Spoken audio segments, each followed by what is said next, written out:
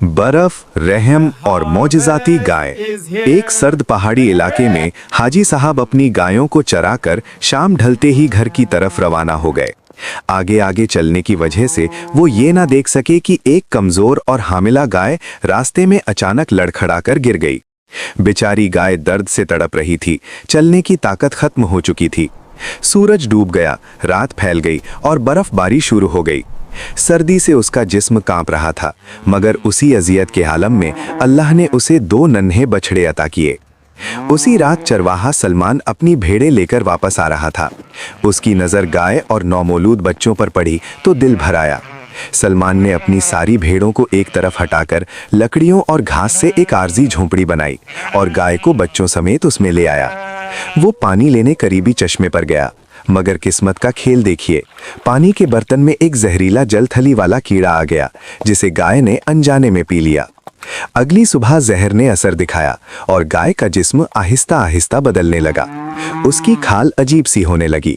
डरी सहमी गाय किसी तरह घर पहुंची और हाजी साहब को सब कुछ बताया, मगर हाजी साहब ने उसे पहचानने से इनकार कर दिया और उसे मनहूस कहकर भगा दिया। मायूस गाय इलाज की तलाश में जलों के बादशाह के पास पहुंची, जो दलदल का सबसे ताकतवर हाकिम था। उसने रहम की भीख मांगी, मगर जालिम बादशाह ने उसे धुतकार कर निकाल दिया। बेसहारा गाय जंगल की तरफ निकल गई, जहां अचानक शहद की मक्खियों का एक बड़ा झुंड उस पर हमलावर हो गया। डंकों के दर्द से वो बेहाल हो गई, मगर कुछ देर बाद उसका जिस्म दोबारा ठीक हो गया। अलबत्ता मक्खियों ने उसके जिस्म पर अपने छत्ते बना लिए।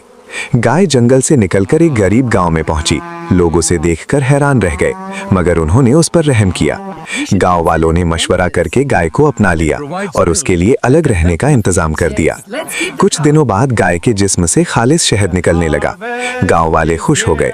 आहिस्ता आहिस्ता शहद की वजह से वो गरीब गांव एक अमीर बस्ती बन गया। एक दिन हाजी साहब ने टीवी पर खबर देखी और अपनी गलती का एहसास हुआ। वो फौरन गांव पहुंचा और डरा धमकाकर गाय को वापस ले आया।